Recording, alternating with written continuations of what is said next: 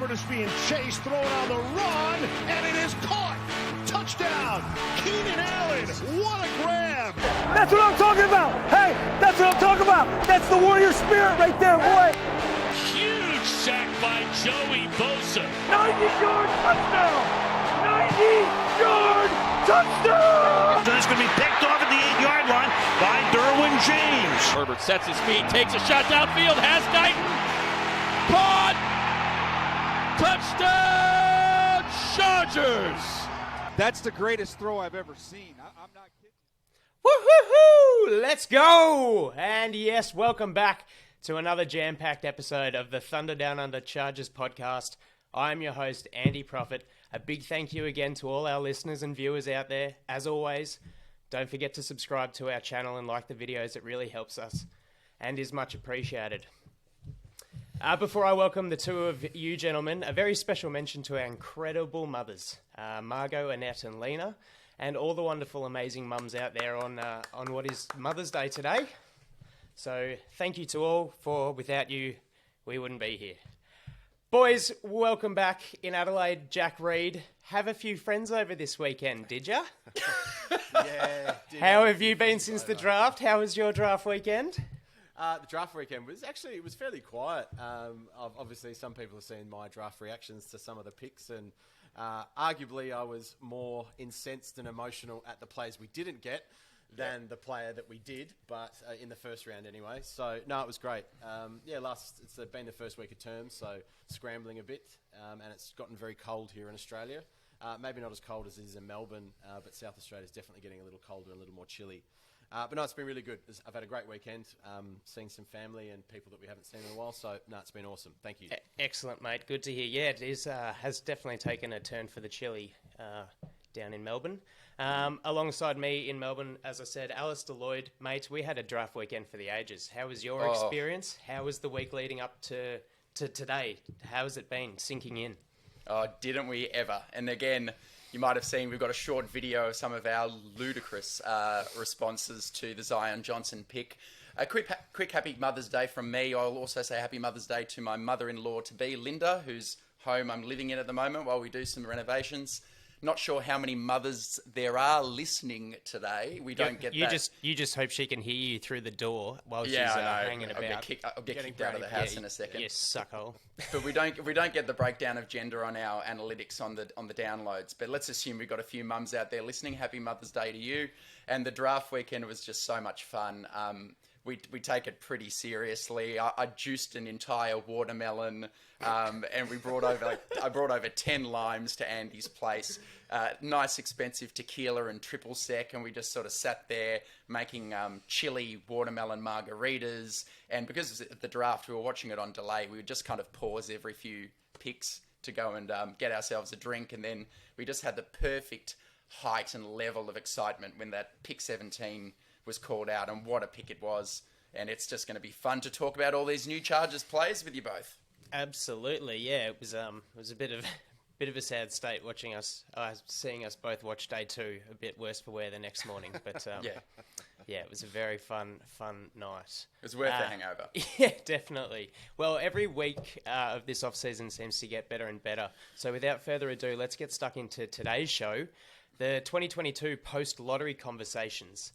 Now, last weekend, as we've said, saw the 2022 NFL draft take place in Las Vegas, Nevada, and no doubt there were plenty of Chargers punters running their luck on the roulette wheel at Caesars Palace long into the night, celebrating the pick of Zion Johnson at 17 overall. Well, today we have our very own roulette wheel of Chargers. Today on Thunder Down Under, we'll introduce our new draft picks at the choice of the wheel. You ready, boys? Spin it, Jack.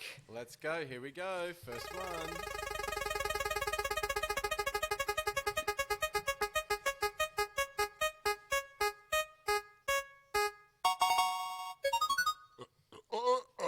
Deane Leonard, quarterback, Ole Miss. And there we go. Our first one. I'll take this one, boys. I put I put my chips on that one there. So obviously, I don't know whether it's a win or a lose just yet, but we'll see. Yeah. Listen, what is there to say? There's not much to say. I guess, about a pick 7, I guess, with, round 7, pick number 236. He's a cornerback. He's a Canadian. He's got elite speed. I think this is a bit of a luxury, pure upside pick than anything. From what I've watched of him, he's very, very raw. And I see him kind of not necessarily even on our roster necessarily to start the season. For me, it's more of a practice squad player. The only thing that is kind of interesting that I thought was worthy, because I guess we want to spend a little bit more time on some of the higher picks, but he didn't have any interceptions playing as a Rebel, so just a little bit worried about that from a cornerback standpoint. So that's really it from me. Al, what did you find out about our Mr. Leonard? Tell you what, it wasn't easy finding information. I've kind of mined through everything I could possibly find. And as you said, he grew up in Canada. His dad played football in Canada. He played a couple of college years in Calgary, transferred over to Ole Miss. And I think this is just another example of, it's a late round pick. Take a flyer on athletic traits. And he's got those. He's 6'2". He's got that 4.39 40-yard dash. So he's got unusual height and speed dynamics. So it's to have a flyer on a guy who can maybe contribute on special teams, maybe play a bit in the rotation, although, as you said, Jack, perhaps he's battling for a roster spot. What was good is PFF noted that he had the most red zone coverage snaps in all of college football last year without allowing a touchdown. So that's something to hang his head on, although, as you said, Jack, he had 0 interceptions in his college career. So this time of the draft, you're banking on something. You're usually going with someone with the speed that you take a flyer on. Staley likes his DBs, as we've said. So we'll see what we can expect from Deane Leonard out of Ole Miss. Andy? Yeah, look, I'll touch on my thoughts that are the only thing outside of what you guys have hit on this guy with the Jamaree Salyer pick as well. And I think it's just that competition for depth, and Staley loves his DBs, so it's a flyer on a 7th, and who knows if it hits, then great. But that's all I'll add. I think after that Texans game, I think he's just said, this will never happen to me again. When I need to feel guys like Essie Bissau, or what his name was, and friggin' Tavon Campbell and these back of the roster guys. He's saying, nah, I'm going to pick the ones I want if we ever end up in that situation again. Yeah, and ultimately he's just, we won't spend too much longer here. But yeah, ultimately he's looking for that elite speed, that coverage, the guys that can fly around and just protect the top of that defense as well. Yeah. Those, underneath that roof, are we looking for guys with these incredible instincts and, that are rangy and long and can jump routes? Yes, we are, but are we going to find them at pick number 236? Probably not. Yeah. Yep, bank on the upside. Yep. All right, spin the wheel again. Let's go. Spin it, Jack.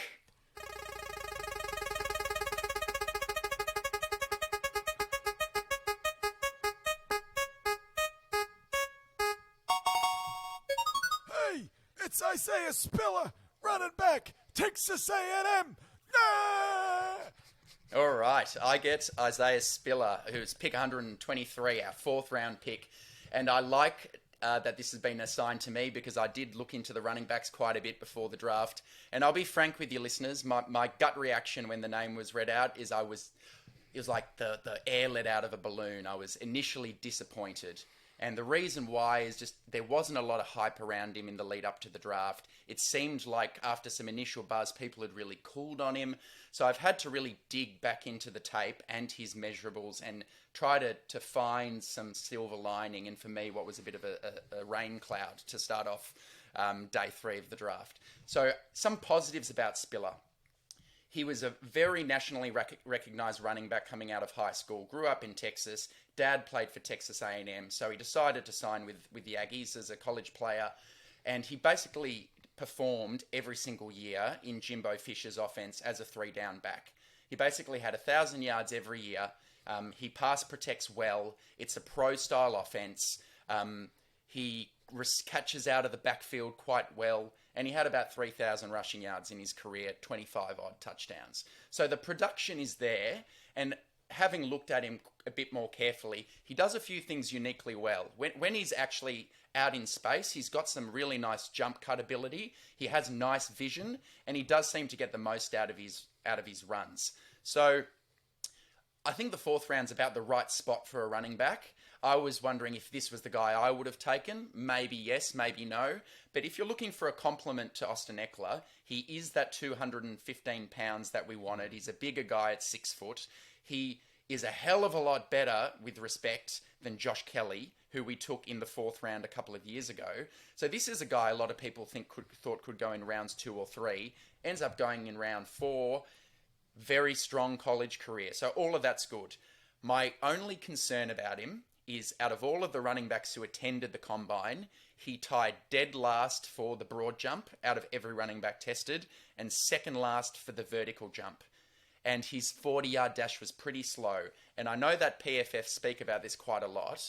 They've actually shown with correlating testing times to future success in the NFL that there's almost no better trait to projection in the NFL than looking at a running back, how they go in their 10-yard dash and how they go in their broad jump. Because it's that explosiveness off the first 10 yards. And Spiller was really low, dead last in his class. And what I worry about is when you project into the NFL, does this mean we're going to see a whole lot of 1 yard and 2 yard carries where he can't get to the next level because he just doesn't have the juice for the NFL? That's all I'll say.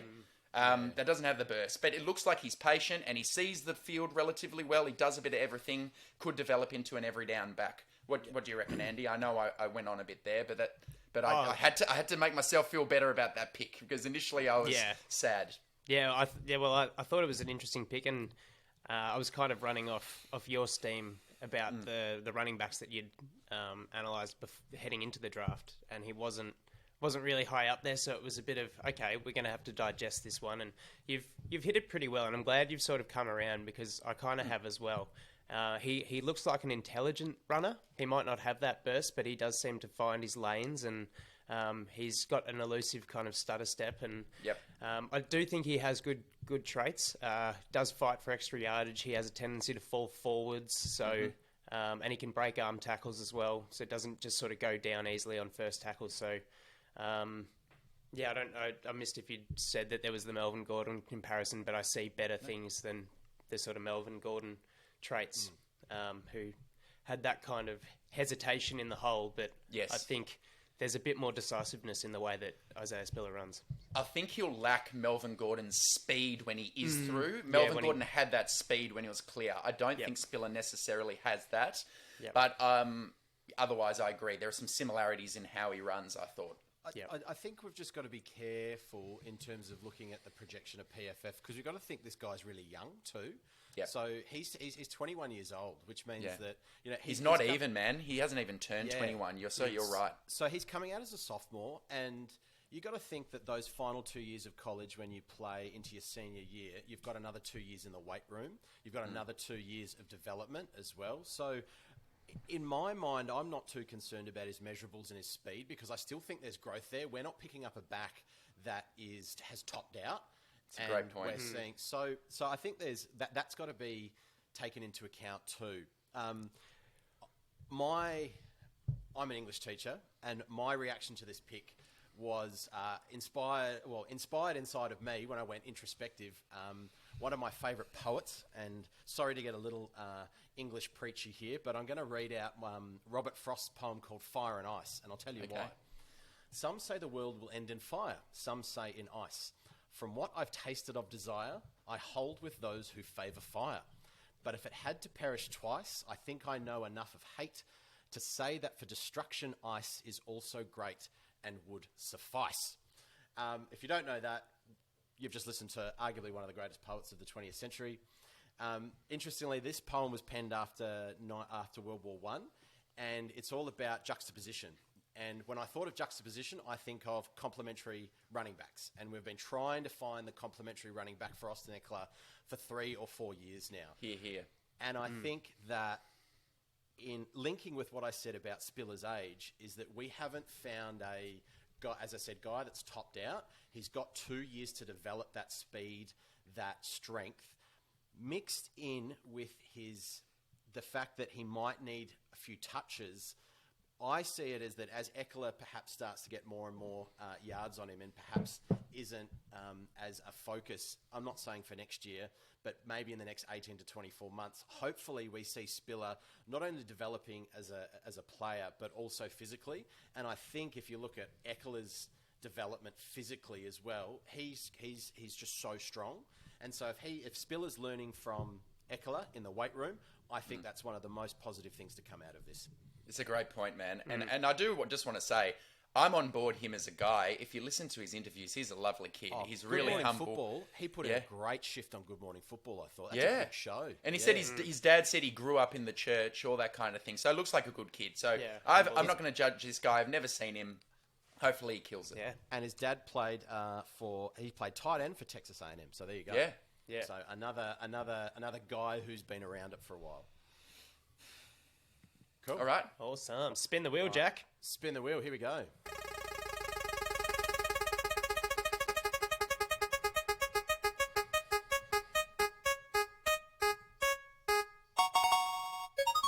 Jamaree Salyer, offensive guard, Georgia. Ooh. I'll take this one. Jamaree Salyer. I'm really happy to welcome this very likeable big man to the Chargers trenches. 6'3", 321 pounds, 31 bench press reps, second most at the combine. Hometown of Atlanta, Georgia. Played high school ball with Andrew Thomas, the Giants OT, at Pace Academy. He was a 5-star national recruit out of high school, the nation's top guard recruit. Played 47 games for Georgia, 23 starting, and through these 4 years, 2018 to 2021, allowing only 1 sack in his career. So that's from about 750 pass protection snaps. Crazy. He's a very powerful guy, but he's a waist bender, which might pose trouble at the pro level. Struggles to locate in space playing at tackle. His tape from the Orange Bowl against Michigan was really good fun, showing him hold his own against the likes of Hutchinson and David Ajabo. That was really good fun. Attended the Senior Bowl, put in a good week at guard, but sort of struggled at tackle. And after returning to Georgia for his senior year in 21, winning the national championship. So Staley sees a really good guy to. He's trained all year against the Bulldogs D-line. Wyatt, Davis, Deane, Walker. At the moment, he's a good developmental piece for our line. He's a bit raw still, and I think he'll play more sort of inside to start out with, and hopefully we can get some good use out of him. I think he's a good steal in the 6th round. Crazy. And he's going to play with a chip on his shoulder for where he was picked. So yeah, it's awesome. I'm really excited to see this guy get some snaps in with Jaimez as well. And move out Pipkins and Norton. Jack, any thoughts on? You love your O-line guys. I do, and I'm going to return to poetry again. A diamond in the rough is a diamond sure enough, and before it ever sparkles, it is made of diamond stuff. But someone has to find it, or it will never be found, and someone has to grind it, or it will never be ground. That's excellent. Who wrote that one? That was a guy that I just found on poetry.com called Bradley Ray Wardle. So shout out to Bradley Ray Wardle. Cheers, Bradley. That was great. And that pretty much captures what I perceive as Jamaree Salyer. I think he is a real project. He's got raw power, which I think we're going to have to really work on to control and to get some technique in there. He played with Andrew Thomas, who's a first rounder, so he's been around a really high-performing program. Yep. I think he's versatile. He's played at all 5 spots across the line. I do worry why he slid so far, because for me, he was someone that I'd be looking at in the 3rd or 4th. Yeah. So for him to get down to pick 195, I do wonder why. Yeah. Interestingly enough, and before I throw to you, Alistair, I thought this was quite a little tidbit. I'm not sure if anyone found it, but halfway through the national championship game, arguably the biggest game of his career, he slid from left tackle to right guard in the middle of the game. So he was asked to do something, to transition from a spot essentially in the middle of battle. And I think if you can do that in arguably the biggest game in the NCAA college schedule, then I'm sneaky happy with this guy. I'm sneaky happy. I like him. Seems like a really nice dude too. Yeah. What do you think, Al? I'm going to call it. This will end up being Telesco's best ever 6th round draft pick, and it will be his best ever late round draft pick. Because, as you said, he brings so much to the table for a guy you're taking at that point. It's the best conference in college football. He's played lots and lots against the best rushers in the SEC, given up 1 sack his entire college career. Crazy. I mean, you put the question, why has he fallen to the 6th round? And I think the simple answer is his relative athletic testing. It projects down at the 40th percentile or something like that. So, again, with Spiller, the question is, when he plays at the next level, is he going to be found out because of his lack of athleticism? He has these incredibly strong, heavy hands, demonstrated by his bench press, so he's strong as an ox, but it's probably unlikely that he could survive out on an island at tackle, because those uber athletes and bendy guys in the NFL are going to cause him grief. But slide him inside at guard, and he might have a fighting chance. I mean, it's probably better when we're running power and that kind of gap scheme rather than out in space and zone. I reckon he's probably going to struggle out in space. I agree. Yep. But Definitely. it's the freaking 6th round. And we just, like... And you know what? We're not asking this guy to start either. No. That's the thing. You know, I think traditionally and historically, you know, this is the kind of guy that we get really excited about, and we want him to start straight away because our offensive line's been an absolute mess for a number of years. But he can happily sit behind Filer. He can sit behind Johnson. He can sit behind all these guys. Heimers, as you pointed out, Andy. And he just gives him time. And you picked up on a really good one from the tape that I watched of him. I think against power-based athletes, you know, those interior D linemen, those big, heavy bull rush, I think he'll be okay. Yeah. The minute you put him on an island against a guy that can bend or has really exceptional technique, I think that's he'll where square up. He'll really struggle. So. Or maybe he won't, because he faced those guys in college and gave up 1 sack. So, I mean, 6th round... I can't recall us ever bringing in a guy with this level of production at college against this quality of opposition and bringing him in as a backup. I mean, we were drafting guys like Chris Watt and Max Twerk who didn't have this kind of production to, you know, start at centre. Yeah. It's just, we're in And a then different the Feeney universe Lamp as Chargers debacle. fans. Yeah. And then Trey Pipkins in the third. Yeah. So we were actually spending higher picks on absolute flops. And this is And Staley. this is a prospect in the 6th. And he's got really good connections with This is Kirby potential. Smart Yeah. and the Georgia coaching staff. Staley spoke Exactly. about that. Yeah, We're looking for for sure. national champion winners. Yep. I mean, that's what you want to build a championship program at the NFL level. We take this guy in the 6th round. Like you said, seems like a really awesome guy as well. Yep. So we love this pick. It sounds like we're singing from the same hymn book on this one. yeah. Jamaree Salyer, we're So- looking forward to it.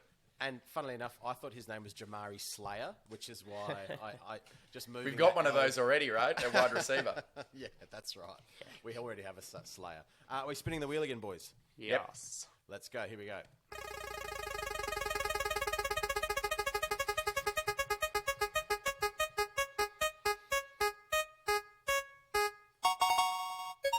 Yeah, g'day, mate. It's Jamaree Taylor, quarterback, Wagon Forest.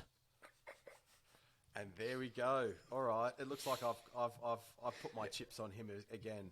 I'm having a pretty bad wheel spin. You're getting the late round beauties, mate. I'm getting the late round beauties. Got another poem about diamonds in the rough.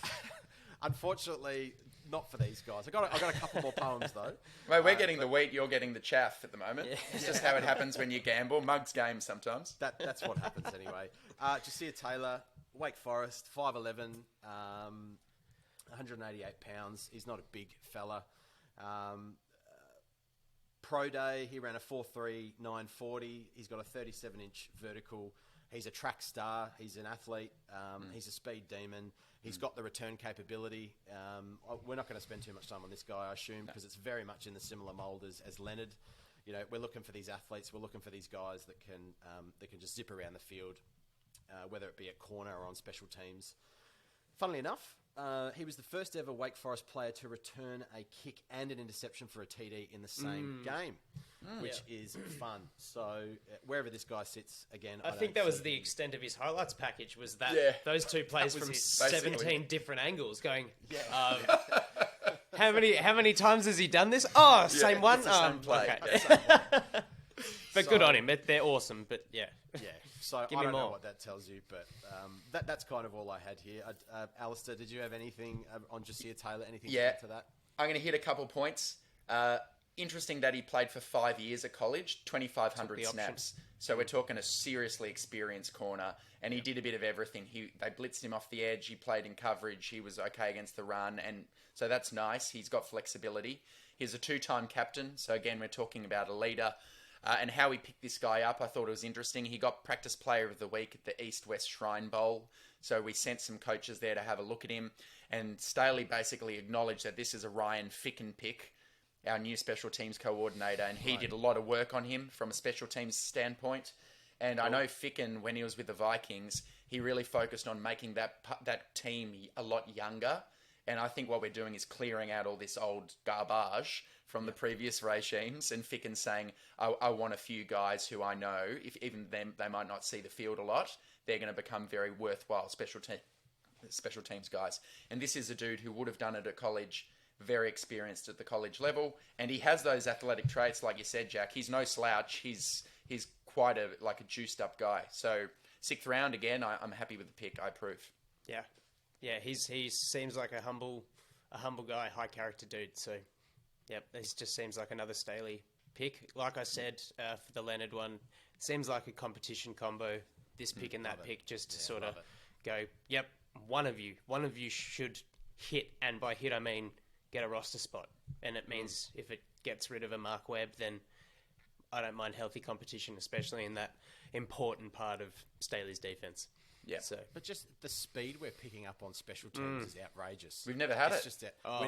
We're just going to have bullets flying everywhere. It's very exciting. It's very exciting. Yeah, bullets that are not Jaleel Adai, who are breaking people's legs and just blowing coverages, hopefully. The hitman. But I mean, it is. It's that if we can get it, I think I said it before on a pod, you're removing, if you can get 10 yards off every return, and the opposition might take 5 or 6 return kicks. You're getting 50, 60 yards of that hidden yardage. So I love it. Ryan Ficken, good stuff. Am I spinning the wheel? Spin the wheel, mate. All right, here we go. What am I going to get? Who are we betting on?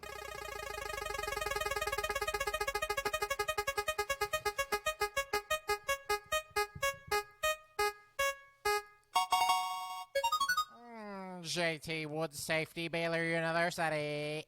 Oh, I hit it. Ding, ding, ding, ding, ding. I'll take the money. Thank you very much. JT Woods, the safety out of Baylor. This is interesting because this pick in time could kind of make or break this draft class in a sense because, he's a little polarizing. Some people didn't like the pick. Other people appreciated it. I probably sat somewhere in the middle. Again, with JT Woods, we're looking at an athletic freak. But this is a serious athletic freak. So he ran track for the Baylor Bears. Baylor have a famous track team in college. He ran like a 10.7 100 meter sprint. At the combine, he was the best vertical jumper out of the entire safety group, the second best in terms of the 40. So he ran a 4.36 40. So we're talking about a guy who flat out flies. And at 6'2", 195 pounds, slightly light for a safety, so not huge, but to be 6'2" and fly like that, that's awesome.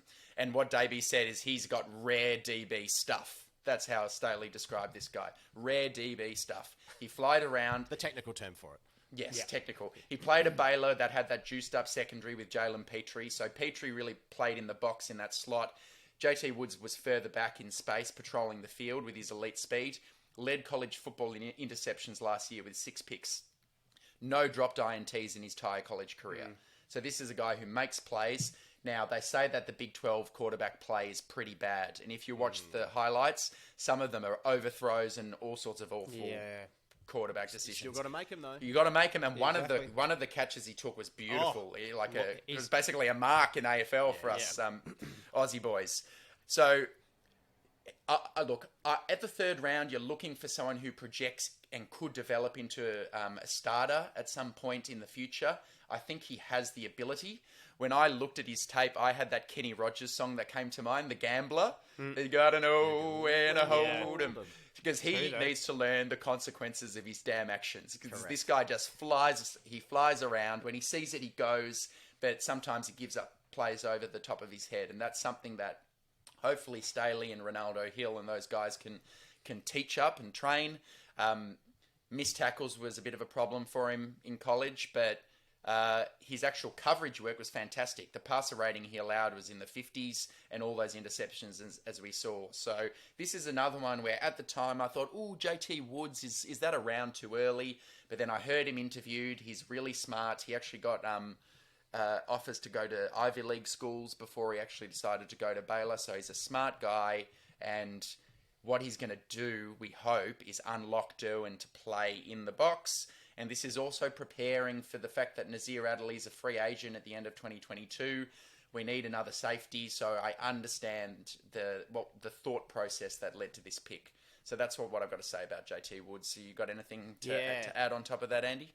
Yeah, I think you make a really good point about this pick, how this turns out make or breaking this draft class, because safety is probably a luxury without having a second to be our second overall pick in the draft, but his measurables are fantastic, and like you said, Jack, you can knock him for a few of those picks being overthrows and stuff. But hey, you got to take your chances, and he's not dropping. If they're coming his way, he's climbing over everyone, and he's making those plays. So, and once he catches the ball, he gone. Oh yeah, he's gone. Tuck and gone. So, I'm coming around more and more to this pick. I was a bit sort of flat when it was a safety, but. Look, this is a real in Staley we trust kind of pick, and I'll ride this one in. So, about it. Jack, anything further to add on JT Woods? Oh, yes, I do. And this is... More poetry, perchance? This is more poetry. Ooh, and my we year are 12, spoiled today. My Year 12 literature teacher, Mr. John Allen, would be very, very proud of me for thinking of this poet and poem to kind of... I think it really symbolises and is a metaphor for what Staley's trying to do. And it is the very famous No Man is an Island by John Donne. Now, I won't read the whole poem, but I'll just read the first two verses. No man is an island, entire of itself. Every man is a piece of the continent, as a part of the main.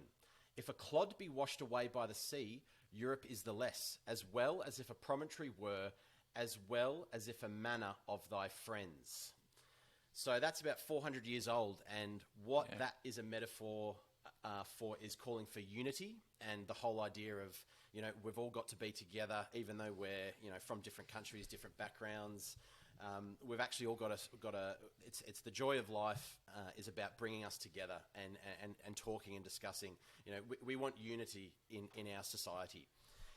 And I see Staley, this is what he's trying to do. There is unity and understanding in every one of these picks. And when we start to rationalise it from a wider lens, yes, I wasn't super excited about the JT Woods pick either. It is a boom or bust for our defence, but it's just starting to make sense. Everything is becoming unified. Yeah. I think that you sit JT Woods behind Derwin James for 6 months, he learns very quickly the accountability of not blowing coverages. Plain and simple. Or, if anything, within 2 days, Derwin James just goes, "Hey, dude, don't do that," and he goes, "Okay," because Derwin James. You better not clod it. You better not clodding do that again. So that poem, I think, really signifies for me where Staley's trying to go. It's no man is an island. Don't rely on one or two people to do everything. And we're trying to unlock DJ to be that unifying force in the middle of the defence. Yep. There's my literature. That's beautiful, Jack. Awesome. Well done. Really enjoyed that. Next, let's hit it. All right, here we go. Spin the wheel. All right, I'm putting it on red. You're up now, Andy. Putting it on red. Who we got? Who is it? All right, then. We've got Otito Ogbonnia, defensive tackle, UCLA. The big boy from the Bruins. I'm lucky I've got him because he's another bench press guy. 29 reps, big boy, big strong boy. 5th overall at the Combine, first amongst defensive linemen. Although 5:31:40 time and sort of below average testing on the RAS, the relative athletic score. It just sort of limits the starting capabilities for this guy, I think. But He was a 3-star high school recruit from Houston, Texas, born to Nigerian parents. I think we saw him come out with the... Maybe not. I thought he had the green sort of on his getup. Yeah, that's right. Anyway, yeah. Like I said, 37 games for the Bruins from 2018 to 21. He's, like I said, a big, strong, heavy-handed guy. I think he can squat close to 700 pounds. Seriously, it was about 700 pounds. It's outrageous. Ridiculously big boy. Where are we? Sorry, guys. Like I said, mostly lined up in the B gap, only having a single season as a full-time starter in 2021. Never missed a game through injury, so I do like the durability of this guy. And look, like I said, he's going to be a developmental piece starting on the inside. Might be able to bring him into that sort of nose roll, but yeah, no pass rush moves really, so rotational kind of interior piece for me. Not really here nor there about the pick. He seems like a nice guy. Loves to cook. Very passionate cook, and one thing I noticed that was pretty fun was him discussing smoking meats with Herbert. So, interviewed well, thoughtful answers.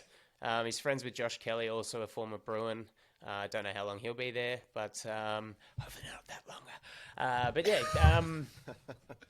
Jack, any thoughts on? I know what Jack's going to say. Man? I reckon I've got a feeling what Jack will eventually raise for consideration about the big man. Oh, perhaps. Well, maybe not. I mean, and you're more than welcome to if I don't. But I do disagree, Andy, about in terms of pass rush. From the tape that I've watched, I actually think he's got quite good bull rush potential because he's so good, so big, I should say.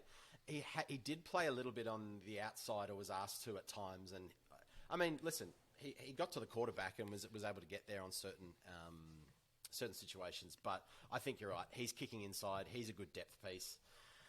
I thought something really interesting, and when I look at Ogbonnia, I think of Justin Jones. So I just did a little bit of a quick compare there, but between the two, because they're eerily similar.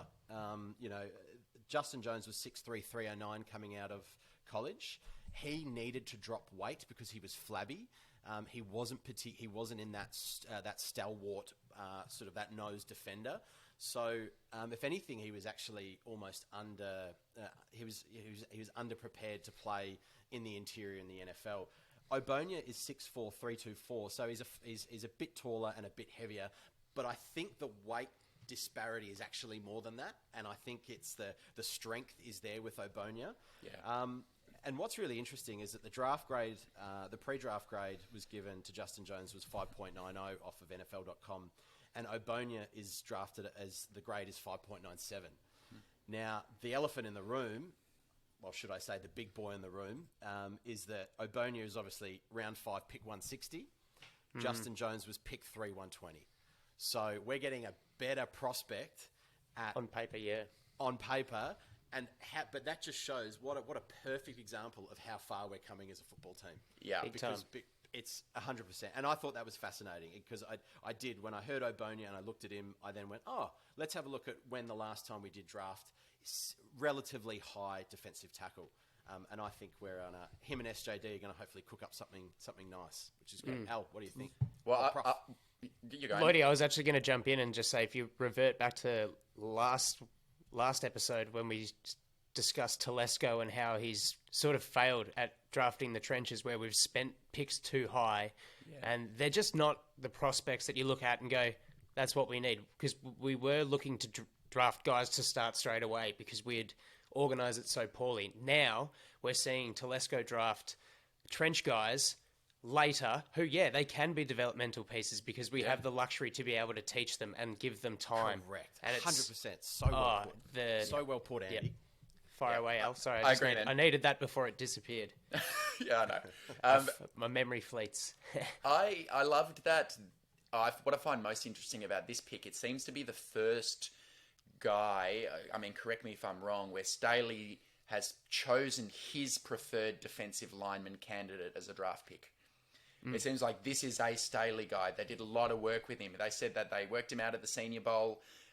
Jay Rogers and Johnny Timu from our staff worked him out at his pro day. Then we brought him to our local pro day. So if you listen to Ogbonnia, he basically says he had a really strong hunch the Chargers were going to take him.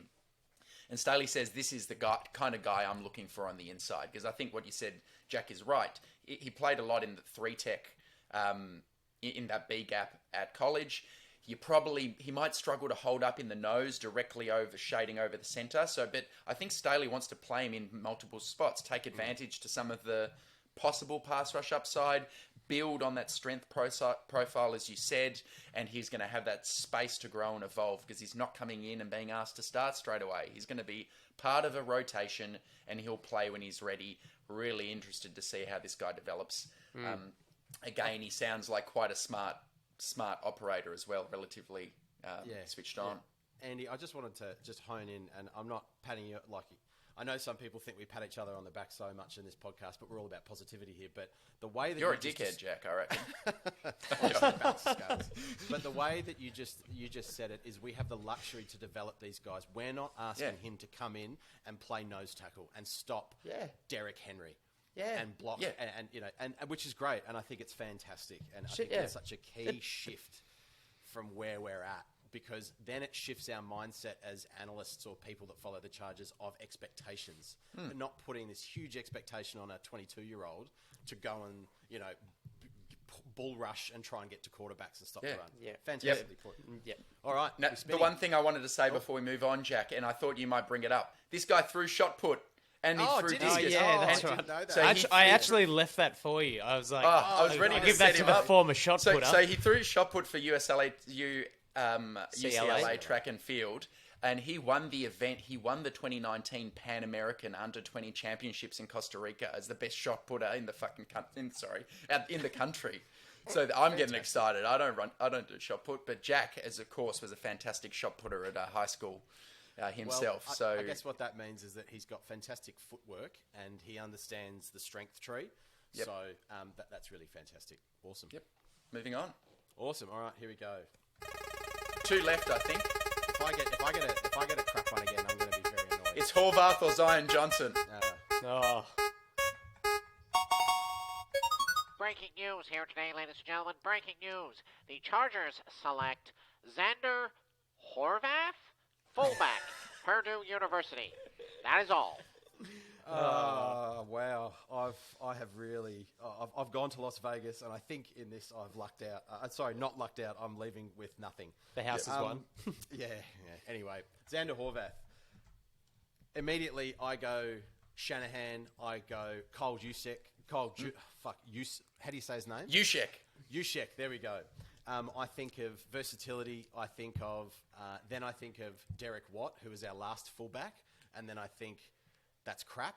But I then sort of started to do a little bit of reading about him, and he's uber athletic from everything that I saw, and he's uber athletic in terms of a fullback. He's not just a run it down the guts, ground and pound, which can go 2 ways in the NFL. You just need to be used properly.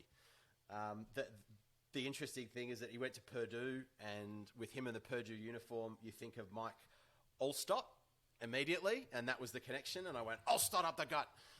But I don't think he's that, unfortunately. I don't think he's going to be used like that either. He's a pass catcher. I think you're getting in round 7, pick 260, literally one of the last picks of the drafts. He's close to being the last guy. I think you're getting a guy that wants to play football. Is he going to make the roster? And how does he sit in the running back room? I don't know. I can't remember the last time seeing the Chargers play a fullback formation. He did have a priority undrafted free agency rating from NFL.com. So, but literally, if you're being picked at 260, that's essentially an undrafted free agent anyway. He's a third last pick. Yeah. The one thing out of all the strengths and weaknesses that I also read that worries me is that he lacks consistent aggression to be a fullback in the NFL. Now, I don't know what that looks like.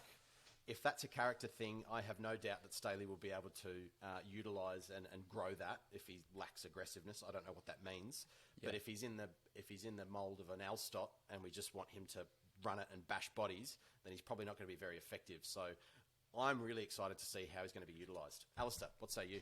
Yeah, I don't think he's that. I think he's a fullback by name, but if you look at him and watch the highlights, he doesn't really run with full violence. He is more athletic. He pass protects, pass catches.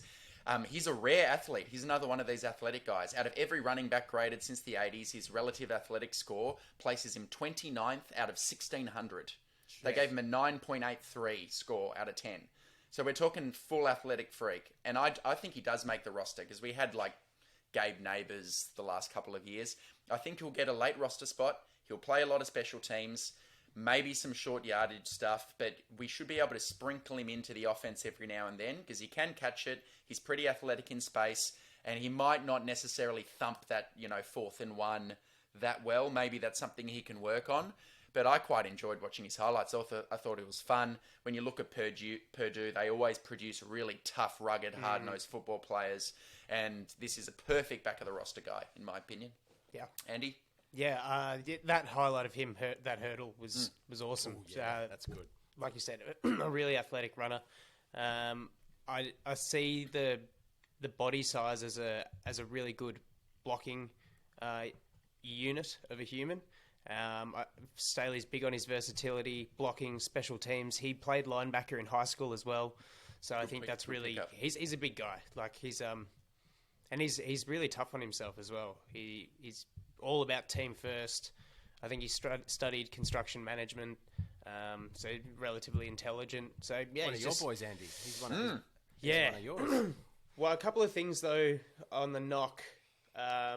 He did suffer a broken leg last year, missed 5 games, and according to Lance Zierlein, has a troubling fumble rate. So just things to consider, but I don't think we'll be looking too much for him to be the rock carrier. I see a lot of special team stuff for this guy. Or what we did with Stephen Anderson last year, where you line him up in the eye as a fullback on a play action, he goes up the seam. Maybe you get a chunk play once or twice for the season. Yeah. In a crucial spot, that's what you need. You need something different, and he just brings something different, which is good. Cool. Lucky last. We kind of know where it's landing, but let's spin it anyway.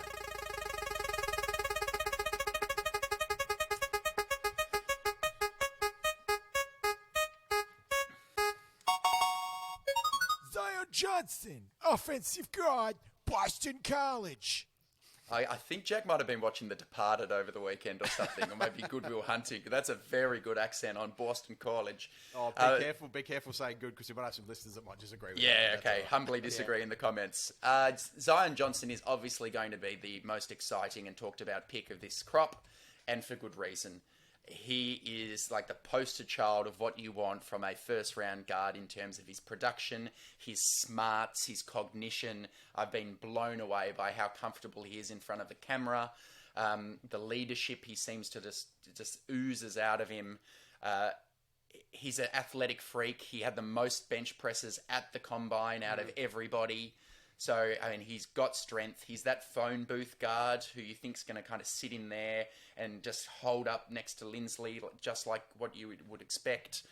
Maybe he's another guy where the lateral agility may be a bit questionable. So, again, I think you might find in the zone running scheme, he might struggle a little getting to the NFL level out on, outside zone runs, that kind of thing. But he is a guy I think we can plug straight in at left guard. He has had a lot of experience as well playing at left tackle for Boston College. So he played an entire season at left tackle in 2020. And he's another guy who only allowed 3 sacks in his entire college career, over 1,000 snaps in pass protection, 3 sacks. So I just like everything I've heard about this guy. I mean, in his intro presser, he was talking about his degree in computer science, his master's in cybersecurity. He's talking about international law in his presser. That's my language, man. A bit of use cogens, peremptory norms. He was just getting straight into the detail. And I'm really looking forward to seeing this guy. It's a smart pick. It was definitely a need, and it fills that kind of best player available and need at the same time, which is why it prompted the reaction it did from Andy and myself, which you can view on YouTube. Absolutely embarrassing. Andy, what did you think of the Zion Johnson pick? I know what you thought, because we spoke about it for about 3 hours into the wee hours of the morning last Friday. We did. I'm not remotely embarrassed by that. We were well fueled up and hydrated, so... And if you couldn't hear in that snippet of the video, I yell out, "Oh, thank God, it could have been so much worse." Yes, you So we've discussed in a previous episode what the worst case scenarios were, and this was not it. This was great. Look, he's an awesome guy. He's a high IQ, intelligent. He's comfortable in front of in the spotlight. He's a family guy. He's incredibly tight with his mum who raised him. And yeah, he's a real athlete. He's going to slide inside and be that phone booth guard and just be that rock on the inside for us. So yeah, Jack, I'll leave more to you on the big O line man. I met a traveller from an antique land who said, "Two vast and trunkless legs of stone stand in the desert. Near them on the sand, half sunk, a shattered visage lies, whose frown and wrinkled lip and sneer of cold command tell that its sculptor well those passions read which yet survive. Stamped on these lifeless things, the hand that mocked them and the heart that fed. And on the pedestal these words appear. My name is Ozymandias, King of Kings. Look on my works, ye mighty, and despair. Nothing beside remains. Round the decay of that colossal wreck, boundless and bare, the lone and level sands stretch far away." That, of course, is an 1818 sonnet written by Percy Shelley, named Ozymandias. And why have I chosen that to represent Zion Johnson, or as a metaphor for the Zion Johnson pick? Hear me out. Ozymandias is a bit of a bleak sonnet, but it's a warning to those who think that they are mighty and perhaps their foundations are built on seeming strength, but actually not. I see that as a warning, and I see the Phillip Rivers era in the Los Angeles, well, then San Diego, as a warning to Justin Herbert and to Staley, is that even though you might be fantastic, you might be great, you might be a Hall of Fame quarterback, what actually remains in terms of the organisation after you're gone? And unfortunately for Phillip, it was a bit of a poor way to end his Chargers career. And I was really worried when Justin Herbert started to, obviously outperform all expectations, and we have possibly the most exciting quarterback in a Chargers uniform ever. That might be controversial to say. But we've heeded the warning of Ozymandias. Not only have we picked up Zion Johnson, arguably the best guard and the best interior lineman in the draft, but the year before that, we gave ourselves another protective piece in Rashawn Slater. Yeah. So we've heard the warning of Ozymandias, I hope, and so is Telesco and the Spanos and the Spanoses. We have the Spanai, whatever. But we've heeded the warning, and hopefully Herbert doesn't end up like Ozymandias. We have put the time and effort into protecting who needs to be protected, and from that, hopefully, we have a very strong statue that we can say NFL Super Bowl champions from. Yeah, That's I hope all so. I have to say. That's with all. size 18 feet, Zion Johnson, unbelievable. Well said. Lovely. All right. Have I just completely flattened you with that metaphor? Have I? No, you've said it all. Not at all. I thought it was love lovely. this guy. Absolutely. Just quickly, before we go into our overall grades, which we've been developing this week since it all went down, we've added a couple of more guys through free agency. So we'll just touch quickly on Bryce Callahan, cornerback from, Chicago Bears and then Denver. So with Staley, when he was the O-line coach between 2017 2018, he's a smaller guy, slot corner, good speed. He's 31 into this season. Guys, what are your thoughts on this pickup? Jack? Yeah. Again, this is a recurring theme now with how we view signings, as you put it so eruditely, Andrew, that we're not expecting this guy to come in and be CB2, CB1. We're expecting this, like we were Chris Harris. Chris Harris got thrust into the CB2 kind of role. We were asking him to play bulk snaps and play very, very impactful and important positions. I think Bryce Callahan slots very nicely into a CB3, CB4. We're not asking him to play bulk snaps, and if we look at it, the compare between Chris Harris and Callahan's got much more. And arguably, you could say if Chris Harris came to us in this situation, he might have been even better than he was, which is not hard to do because he wasn't great. But that's my... I think it's a great depth signing. It's very clever. There's a relationship with Staley. Yeah. What say you, Alistair? I think the money difference is really important. Chris Harris got brought in, I think it was about $10 million a year or thereabouts. So we paid pretty richly for him to come across.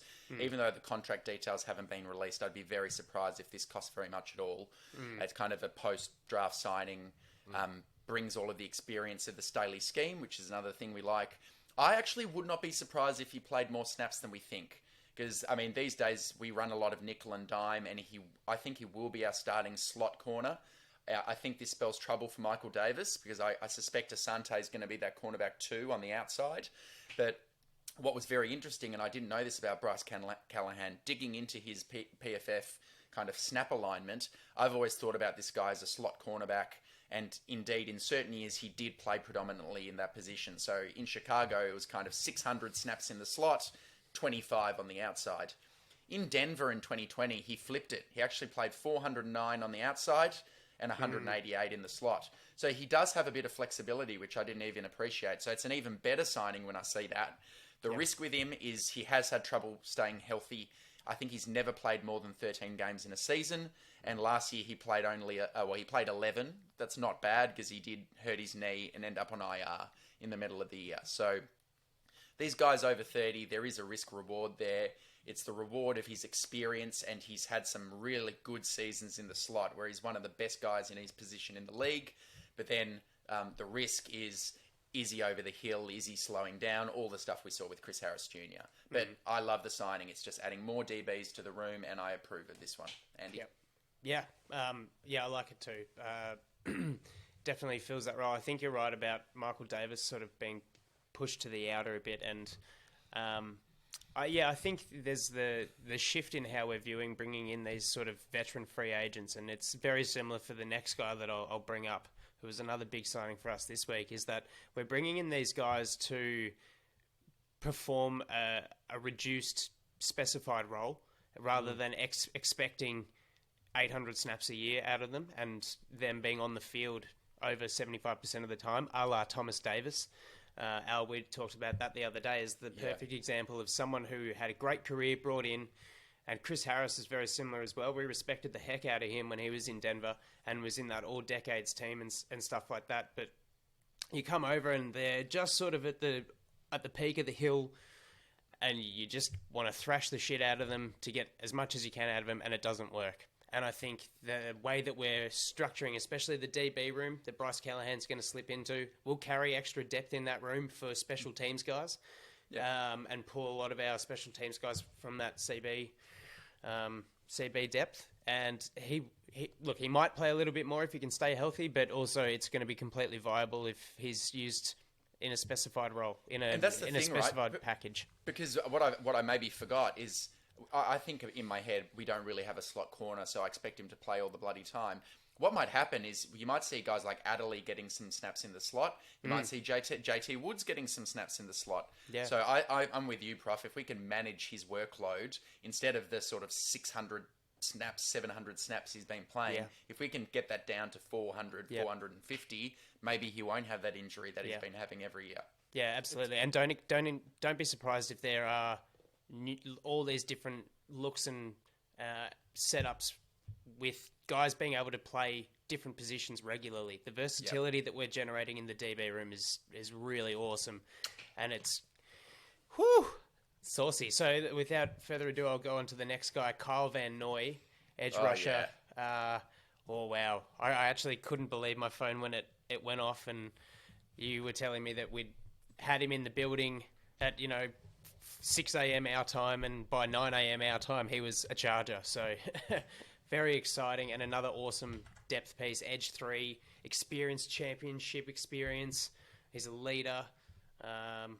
Jack, what do you love about Kyle Van Noy? What does he being a Charger now mean to this edge group? The first thing that I think of is now we've got some edge depth. Again, we're not asking him to play bulk snaps. He'll be behind arguably the best pass rushing duo tandem in the NFL. The one thing that I thought of is he's got experience in, your amoebic fronts of what they love to say, the Flores stuff that he ran at the Patriots and then at Miami, he's used to the versatile, schemes, and he's used to moving around a lot. And the amount of experienced communication that brings to the younger guys and the guys that aren't so well versed in this amoebic style defense with lots of moving parts and trying to give different looks it's almost, you can't put a price on it. And he's obviously very, very intelligent. He's very smart. He's happy to be there. Obviously, Staley sat down with him and just went straight away within the first 5 minutes, like, geez, we actually need this guy. The way that he's talking about defense and the way he's Did you hear what he said to him? He said, your best football is in front of you, not behind you. Incredible. Staley and Van Nooy's listened to that and gone, okay, I'm signing with this guy. Yeah. Incredible. And the biggest thing for me is just bringing that experience of the bizarre, and I think the really empowering defensive frameworks and models that Staley wants to run, which is really trying to put the opposition quarterback and the opposition OC and coach being like, what is going on here? Al, what say you? I mean, Chris Rumph is going to be learning how to play edge from Joey Bosa, Khalil Mack, and Carl Van Noy. How good is that? And he's a 4th round, really athletic pick. He might really benefit from this and become a gun. It's so good. It's each room we're building the requisite depth to really push deep into the playoffs and give ourselves a chance to sustain some of the injuries that inevitably happen during an NFL season. And with Van Noy, you've got Super Bowl experience, former 2nd round pick. So it's not Kyler Fackrell, who's basically come in as, a late round pick who's had one flash in a pan season.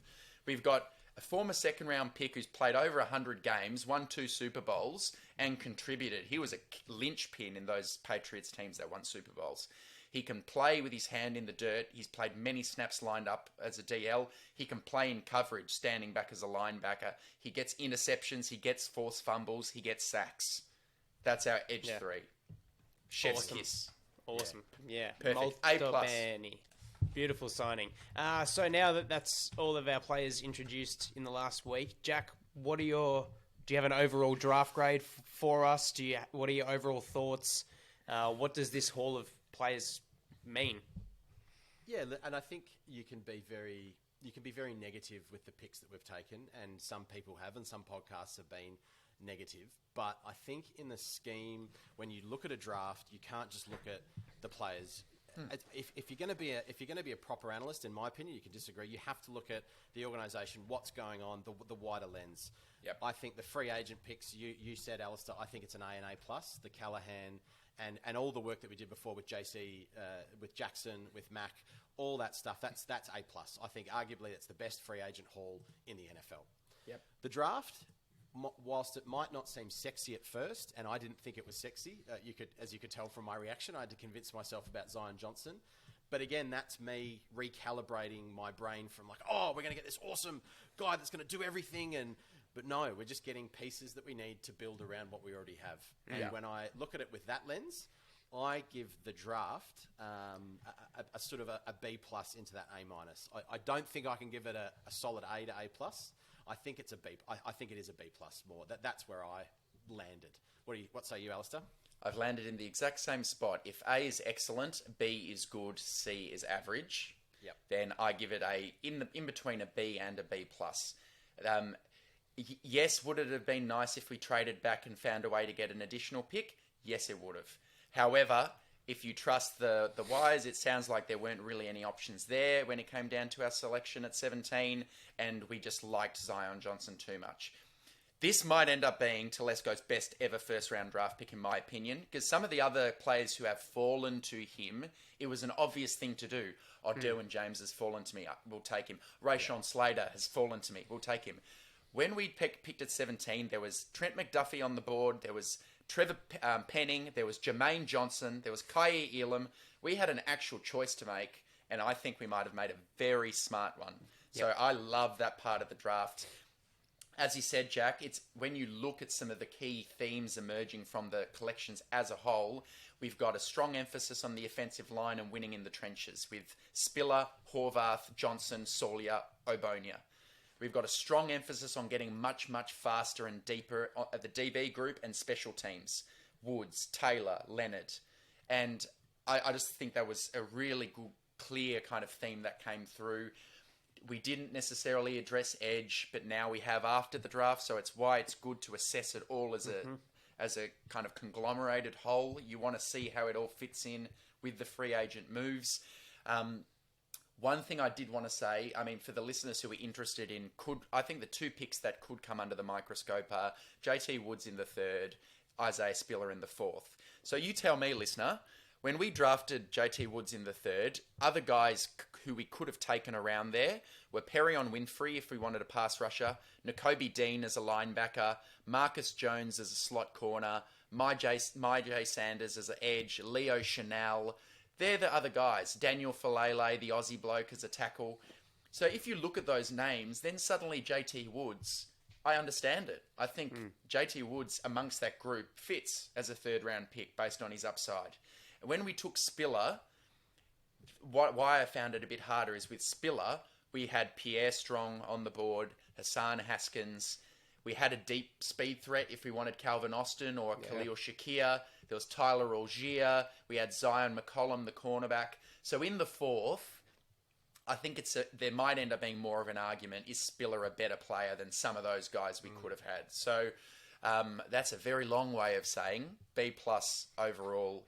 Good draft, and I understand the vision, which for previous coaches, I didn't know what the hell they were doing. Yeah, they were fucking chasing Brown's cows. If I was giving you some advice and being a part of being a teacher, the big part of it is feedback. I'd say probably, more concise for the listeners sometimes, please. Thank you. No worries. Take it on board. I'm joking. Room for improvement. Of course. Oh, I'll keep this really simple, and I hate to be boring, but the reality is I really enjoyed writing an analysis on the draft after it happened, so at the start of the week, and then being able to come back to it and look at it with what else we've done, namely bringing in Kyle Van Noy, the edge, which was probably my biggest knock on the draft itself, and maybe not getting that speed wide receiver guy. But look, Telesco's done this for me is the most sensible draft he's done. We can't say he's slammed any of these picks. We love Zion Johnson, but this is a mature draft because he is in sync with the coach's direction and the coach's ideologies, and he's going, cool, well, this is what we needed to focus on, and we need to beef up and not overspend on the trenches, and we need speed in the backfield, and we've brought in experience and leadership on the edge as well, and so we're just beefing up position groups because we got to win this game. We got to win games in all 3 phases, and that's what we're doing. We're devoting so much effort and energy. We're ready to make a run. Teams. I don't want to say it, but I'm going to say it. So good value, some good value pieces in there. Some high IQ guys. A lot of humility and humbleness in these guys. Respect, determination, grinders. They're like the guys that have the warrior spirit that Staley wants. The guys that will believe. And he said to Zion Johnson, the guys in this building that succeed the most are those who believe in themselves, and they're the kind of people that he's bringing into this building. People that believe in themselves and believe in what we're building. And it's I love I want to jack my grade up, but I gave it a BB plus. Yeah, you got to stick to your grades. Yeah, I'm staying there because like you said, the 3rd and 4th round picks this year are. Boom or bust. The jury's still out on our 3rd and 4th last year in McKitty and Josh Palmer. So let's give him some grace, and hopefully, I'd love to see some impact straight out. Don't forget as well, we got Khalil Mack for our 2nd round pick. Right, we haven't said that because we did touch on it, and I've spilled the juice on Khalil Mack a little too much on this show before, so I just had to shout out there that technically our 2nd round pick went to Khalil Mack, so also hit the edge position there. Righty-roo. So in the 80s, I'm just going to jump out of the mold of the this segment and jump into our next one. In the 80s, Crocodile Dundee hit the screens of America and brought the first sort of sense of Australian culture, which was a bit misguided now that we've all grown up and seen it all. We don't ride kangaroos. We very seldom throw shrimp on the barbie. And we'll all know the great line of, well, Jack, you better just play it, mate, because I've got a bit of a story to tell after you hit this soundbite. Nick, Give him your wallet. What for? He's got a knife. That's not a knife. You call that a knife? This is a knife. That's a knife. That's not a knife. That's a spoon. All right, you win. I see you played knifey spoony before. Good old fun game of knifey spoony. Now, over draft weekend, there's always great things that happen, be it for the Chargers or just, great trades. One team wins and takes a bevy of great picks, and we think that those were sharp as knives. So our good things will be knives, and we'll compare them to, well, the duds, the spoons. So we're going to go around the horn, starting with Jack, and you can give us a knife or a spoon, and we're gonna see if you're onto something or if you're trying to give us a spoon in a knife fight, mate. The first one I've got is I'm going to start with a negative one first. In a Chargers context, we are obviously going around the NFL here. We're not sticking to just Chargers, but I'm going to say that this, unfortunately, is a knife for the Chiefs, a spoon for us. I think they have had one of the top drafts, if not the best draft in 2022. I had guys like McDuffie, Karlaftis, Sky Moore, Brian Cook, Leo Chanel, and Darian Kennard. Those were all guys that I was looking at and going, hey, if we got one or two of these guys, that's not too bad.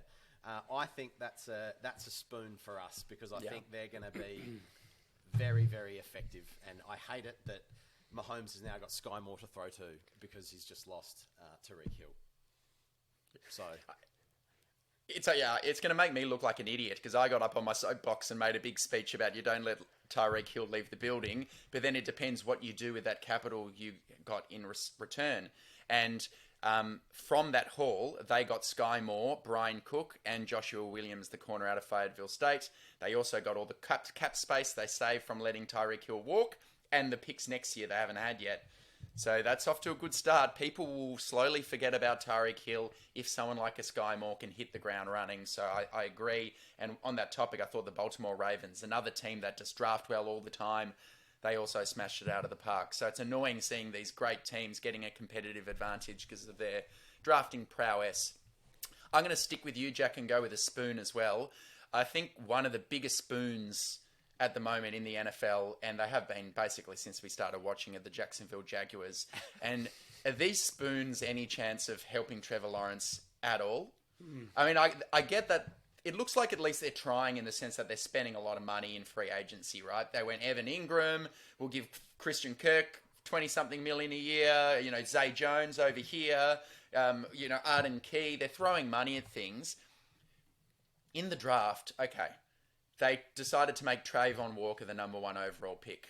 High risk, high reward, boom bust type of guy. I mean, that's such a profligate sort of decision just to go, you know what, we're just going to throw the dice at this, see how it goes. And then they trade up at the end of the first to get Devin Lloyd. So they're trading capital to come up for a linebacker. Might end up being a really good linebacker, but is that helping Trevor Lawrence? No. And then they come back again in the third round and take another linebacker, Chad Muma out of Wyoming. And they paid Foye Oluokun $45 million for 3 years to play linebacker in free agency.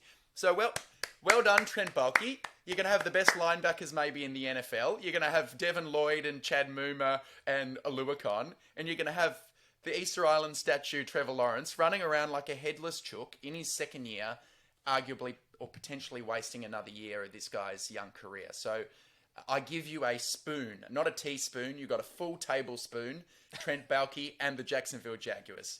Yeah. Andy. Eat a big spoonful of dirt, Jags. Or Trevor, because you're going to have to get used to it when your coach and organisation just straight up do not want to protect you. Tough shit. I will go with a spoon as well, and I'm glad he's okay, but I'm gonna get on the back of Jerry Jones, the 79-year-old who's just sort of seeming to just drop the bundle a bit, flashing his draft card.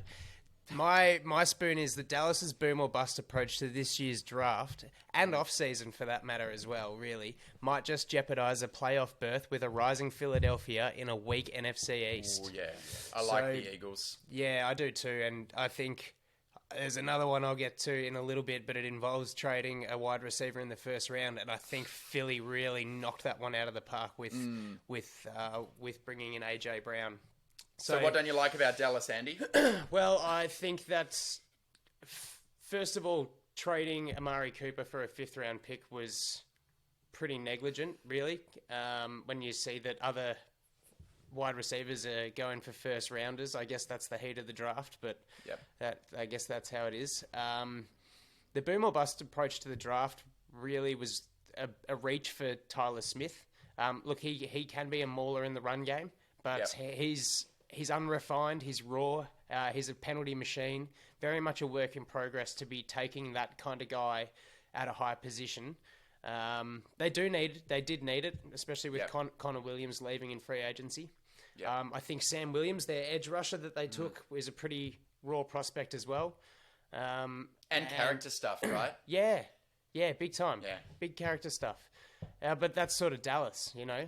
He's really like the ideal replacement for Randy Gregory with character stuff, and he's a bit kind of like Randy was when he started. There's a lot of pressure that they've put on Deron Bland in the secondary, especially if anything comes out with the Kelvin Joseph, with his alleged involvement in the fatal shooting back in March.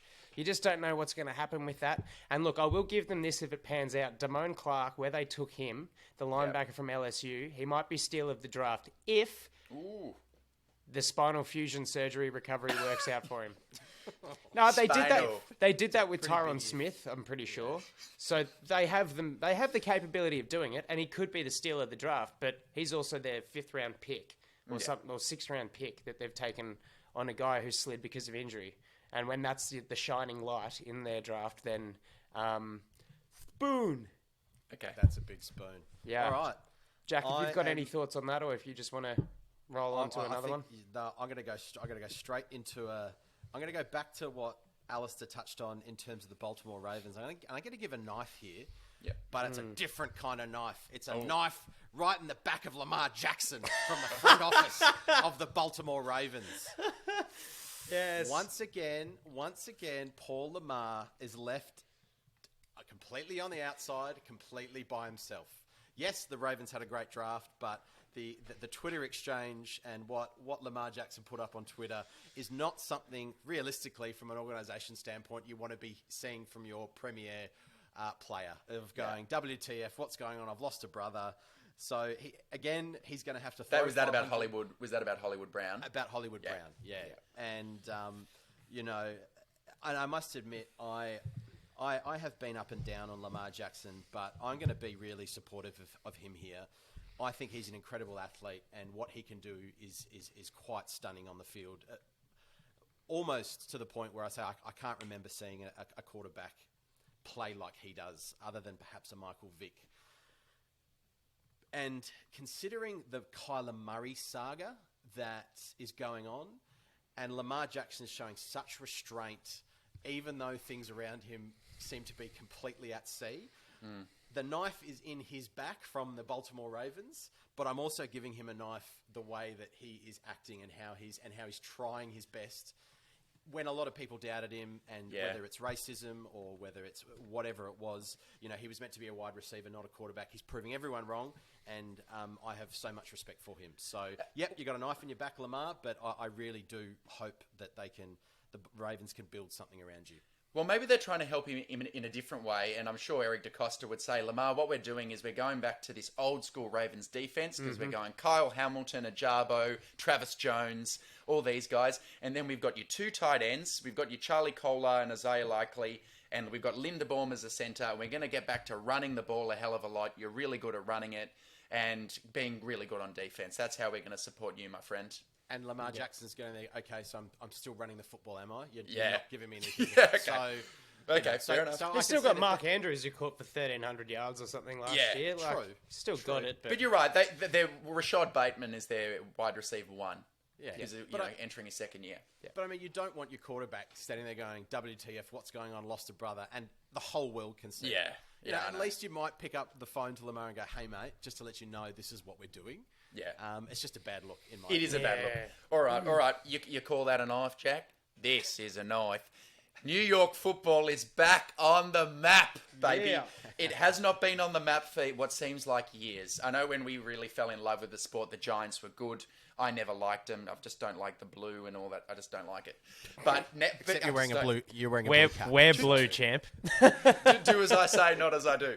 So, New York football, all of a sudden, in the one part of the country, you've got Sauce Gardner, Garrett Wilson, Kayvon Thibodeau, Evan Neal, Jermaine Johnson, Breece Hall. It's like the best players in this whole draft class, all playing in the Big Apple. Yeah. And it's giving Zach Wilson a chance to be good in his second year. It's giving the Giants, with their new regime, a chance to kind of transform that franchise around.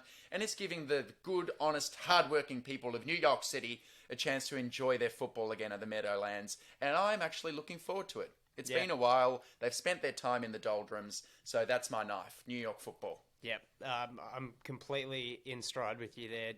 I went specifically for the Jets because I just think they're a team. The Giants have had their success, and yes, Jets won a bowl fucking ages ago, but they just haven't. They've always been down the bottom of the AFC East for the most part of us watching, and that sort of stuff. They've just Gangrene's just been a laughing stock. So what Joe Douglas has done specifically this offseason, he's keeping everyone happy. He's assisting Zach Wilson and going into his sophomore year by bringing in Breece Hall and Garrett Wilson. He's satiating Salah's defensive wet dreams by bringing in Sauce Gardner and Jermaine Johnson. And he's not... And he hasn't given away that much for it. So I think he's had an awesome off season and a great draft. So big knife for the Jets and New York football, as much as I hate to say it. I'm going to go the knife spoon of the, and I know there's a lot of people on both sides of the fence, but what Steve Keim's doing in Arizona and the trade for Marquise Hollywood-Brown, giving away pick 23 overall that Baltimore then traded to Buffalo and ended up with Tyler Linderbaum as their second pick in the first round. I just think that Steve Keim has made this pick emotionally. I think he's now going to find himself on the hot seat going into his 11th year or something. He's dealing with Kyler Murray, who now wants $70 million a year. He's bringing he's pandering to his every want, and I just think it's really going to backfire. And seeing them trade that pick, like I said earlier, I think the A.J. Brown pick was a sensible one. Philadelphia had plenty of capital in the first round to trade that and still, make some good picks, and it worked out well for Tennessee as well. They had a good draft too. But my knife will be Baltimore, getting rid of the guy who wanted to leave. And although I understand the in-house issues between Lamar Jackson, and you made really good points with that, Jack, it's a business, and if he wants to go, get him out of the building because he doesn't want to be here. And if you're getting pick 23 for it, cha-ching. So I don't know what Steve Keim's doing, but you'd think with a little bit of experience... so I had the Cirque du Phoenix with Steve Keim, juggling skills being put to the test with all of his little diva clowns running around. So that's my knife spoon there. I think Baltimore won, and I'm open if people think that Arizona won because they're getting this guy, but he's in his third year. I'll stick by Baltimore on this. Okay, I am going a spork. Because a spork is a wonderful Australian invention. I'm not sure if people in the United States or across the world... You verify that it's Australian invention? It is 100%. Okay. I do know that. I'm going with... It's a hybrid, so it's a spoon fork, essentially. Not a knife. And you know why? I'm looking at the draft, and I'm going to be honest, I didn't think the draft was a particularly exciting one. No teams really reached bar a couple, and even those reaches, I would say, are safe reaches. The fun. There are like 10 trades in the first round. What do you need for excitement? Okay, all right. I'll jump the gun. I said yes. It was a little bit boring in that sense, but the trading and the manoeuvring that happened in that first round was kind of, I guess, filled the gap of not having the excitement of teams reaching and doing this. So I'm thinking it's a spork. It's kind of a hybrid. What I would like to see next year is the same amount of trading and manoeuvring, but also some interesting picks, some interesting reaches in the first round. Screw responsibility, unless it's the Chargers. No, the Chargers need to be responsible. Everyone else, let's see more Cole Strangers. That's what I want to see. Let's see more reaches to these random guys with weird names that should go in the fourth round, in the first round. So that's my spork. It was a kind of hybrid draft. I wasn't super excited, but the way it shaped out, it kind of was at the end of it. But I wasn't super excited throughout. So that's my spork in the knife spoon section. Alison. Okay, I now know what it feels like to get in trouble from Mr. Reed, and I've got to say I'm shaking in my boots a bit. It's just a quick, don't interrupt, and I've gone, okay, shit, sorry, I'm going to listen.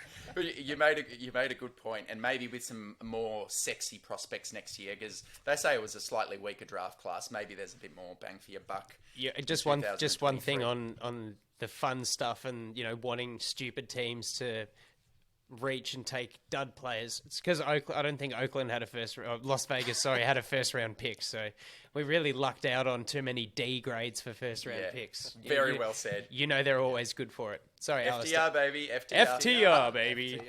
I'm gonna go with just a quick little flick knife. A flick knife. When you're not expecting the knife is coming, you pulled a flick knife, and for me, it was the Atlanta Falcons, who I thought had a very good draft. Smoky good draft. I think they could be the worst team in the NFL this year, potentially. But then I look at their draft pick, and they, in the first round, you're thinking maybe they're going quarterback because Mariota's there. But they take Drake London, so they're going to play some big ball with like Kyle Pitts here and Drake London there and Cordarrelle Patterson here. That's a few weapons for Artie Smith to work with over there. And then they get Arnold Ebiketie at the top of the second. He's an exciting edge prospect. They get Troy Anderson, the linebacker, at the bottom of the second. And he's a guy who's played linebacker, quarterback, running back, kind of a Taysom Hill incredible athlete. And then they get Desmond Ridder in the third. So he's a guy who might have gone in the first round. Suddenly you get that kind of value in the third round, and we're cooking with gas here. D'Angelo Malone, Tyler Algier in the fifth. So, I still don't think they're going to be very good this year, but I think Terry Fontenot, the GM over there, and Arthur Smith, they're slowly starting to, create the aftermath of Matt Ryan and what we're going to do in the future in Atlanta. And maybe next year's the one where they go for an early quarterback if Desmond Ridder's not showing signs. So good on you, Atlanta Falcons. I give you guys a little flick knife from Al. Nice Andy. one. I am going to go with a spoon, and it is that Mickey Loomis and the New Orleans credit card philosophy is coming to an end. Yes. So what I'm giving you here is the continuation of them to sell off future capital for the need to stay relevant. He has had a great tenure, don't get me wrong. That 05-06 time, he really brought the Saints, kept them going, and got them to a Super Bowl, brought Breeze over from the Chargers, and he did some great things with Sean Payton, but he's had a bit of a loss with salary cap issues, all the need to restructure, losing Breeze, losing Sean Payton, and they've done it again. Before the draft, they moved up from 18 to get 16 and 19 for next year's first and 2024's second. Then on day one, they traded up with Washington to take Chris Olave, which was a real head-scratcher, to reach up and grab that. I know the wide receivers were starting to come off the board, but to give up a third and fourth round pick this year to Washington, I think they've just got to sort of start again. I think that taking Trevor Penning, he'll need a big off season to step into the role that Terran Armstead's left. I think he's a penalty machine as well.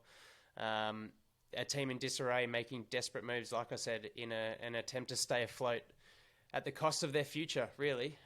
They think they're in the window. That's what's become obvious. They actually think they can win now with Jameis Winston and Chris Olave and Penning. And let's go for it.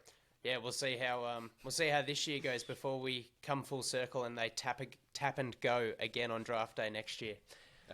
Very clever, Andy. I don't think Americans have tap and go, but we have a really unsafe way of paying with credit card where you literally just tap your credit card against the machine and that's how you pay for stuff. So, that was my little quip on the credit card philosophy. Okay. Stuff the Saints, get out of here. let's go on. We've moved into the Chargers economic podcast. Okay, all right. I've been no economist. I'm going to throw out a big silver serving spoon, and I'm gonna see if I can I'm gonna get quicker and quicker with each one of these ones. Okay. I'm gonna give a big Let's go rapid. silver serving spoon, and say that the 2022 draft class will be the weakest draft class of the 2010s. Big spoon. I'm giving a spoon to the 2022 draft class. You mean worst draft class of the 2020s? Yes. Yep. Okay. Good. You said 2010s. So I just wasn't sure what you were trying to do there. 2020s. I meant. Good. That's okay. No, you might be right. Yeah. Well, it's early. We've got a long time to wait to check that out. But yeah, we might still be doing the podcast with some luck. Yeah. Okay, well, if you'd said that it was going to be a really good one, I would have given you the old "that's not a knife, that's a spoon." But yeah, I can't give. Maybe a plastic spoon because I just. Yeah. All right, I'm gonna jump in another quick spoon for me. The Chicago Bears. I'm not sure what you're doing. I like the Matt Eberflus hiring because I've really enjoyed some of the ingenuity he brings to being a DC back with the Colts and Dallas before that. He's really big on measuring your testing times during trainings and trying to keep people fresh. But what have they done exactly to help Justin Fields? He's entering year 2. They signed like Equanimous St. Brown and Byron Pringle in free agency. And then they've taken some good players at the start of the draft, Kyler Gordon, Jaquan Brisker, but they're obviously defensive guys for Eberflus. And I'm just looking through the list and they've done one half of Sweet FA to help Justin Fields. They took Valus Jones Jr. from Tennessee in round 3, who's kind of a special teams type. And then outside of that, it's like a developmental tackle here and a developmental center late in the draft. So if I'm Justin Fields, I'm sitting there, I'm pretty upset. Allen Robinson's left the building, and you start to get the urge that maybe, new GM and head coach Ryan Poles, Matt Eberflus, maybe they don't really care about helping out Justin Fields too much. Maybe they're just going to see if he can carry him all on his shoulders. And they didn't draft this guy. That was the previous regime. That was Matt Nagy and all them. So I don't know. I give a spoon to Chicago because I just don't quite know where they're going with the draft. No, I agree with you. Yeah, they were definitely one I looked at, but I feel like they've just been smashed recently. So I'll jump in now with a knife. I think, just quickly, I'm not going to go through their whole draft haul, but I think the way that Kevin Colbert signed off his tenure in Pittsburgh by them getting hometown boy Kenny Pickett, I think it's going to be a really fun story to follow. He played for Pitt. They shared the field. He's literally moving his locker to the other locker room. And the fact that they didn't need to go up, the way that he just played that first round of his last draft really well, and I thought it was a really nice way for Pittsburgh to reboot their roster and sort of stay with a few things, cracking a bit in Cleveland, and who knows what if the run game is all it'll be in Baltimore. Yeah, I really liked that. So I think that'll be a fun thing to follow. I don't think he's going to blow anyone out the water, but even with the small hands nonsense, I still don't think it's going to be much of an issue, him playing in the cold at Pittsburgh, because he's done it. So that was a nice little story for me. Give Kevin Colbert one last little knife for his time. Successful as all hell time in Pittsburgh. Good on you, mate. Enjoy retirement. I am going to give Sean McVay and Les Snead a beautiful, lovely crafted samurai sword for their reactions to the Patriots pick. I loved it. I thought it was funny. It was intelligent. It wasn't too condescending, but I tell you what, McVay's reaction was fantastic. But then you know what? Screw you guys, I'm taking that off you and giving you a baby spoon because of the way you acted afterwards and went, oh, Bill, we're so sorry. Pathetic. No, pathetic. Sorry, we didn't mean to say that. So screw you. You don't deserve the beautiful samurai sword. Give you back the baby spoon. Stop sucking up to the land of Bill Belichick. He's had his time. Done. Awesome. Cole Strange, enjoy. That's my one of my final ones. I've got one final wooden spoon, and I'm giving it to Derek Carr. Derek Carr came out to introduce the draft, and he's standing there and he goes Raiders into the mic. Hey, Derek Carr, here are some facts. You've never won a playoff game. Your haircut, you look like a tosser. And you're going to turtle up this season like you do every season. You're going to turtle up like a little bitch when you look at your two daddies, Khalil Mack and Joey Bosa, and you're not going to make the playoffs. Fuck you, Derek Carr, and fuck the Raiders. Oh, well, on that, I'm all out of cutlery too, because I ain't going to top that. I'd just be bashing Bill Belichick more. Oh, you said it so well. That whole bit was cringe. FTR, man. I can't wait to smash him. It's going to be good. Well, that was a pretty fun little round the horn of Knifey Spoony. We hope to see that make its way back into the fold as the year goes on and as the season goes on, because no doubt we'll have some good moments and some bad moments, and we all like arguing about knives and spoons. Guys, thanks for joining us again today. We're going to take a couple of weeks off. Al and I are actually going to head over to Adelaide and spend Big Jack's birthday with him over next weekend. So we're going to enjoy some of McLaren Vale and Barossa's finest drops, smash our heads together and get some fun ideas brewing for the rest of the off-season, how we keep the sort of the dulcet times of the year, the troughs, if you will, a bit more fun, and we can just really ramp up and get everyone super pumped up for the start of the season, what could be one heck of a ride. So thanks for being with us again today. You can find me on Twitter at TDU_Andy. Jack? I'm at TDU_Jack and on YouTube. And Alistair? At TDU_Alistair. You can find us at TDU_Charges. If you're enjoying what you're doing, by all means on Apple Podcasts, throw us a rating and leave us a review. Engage with us in the comments, and we're having a lot of fun with you guys. So thanks so much for giving us this platform. Yes, thanks so much for your support, guys. It's amazing. It's super, super amazing. Yeah, I follow those sentiments. We'll see you again next time from the Thunder Down Under podcast. Go Chargers. See you guys. Bolt up, baby. Awesome. Let's go.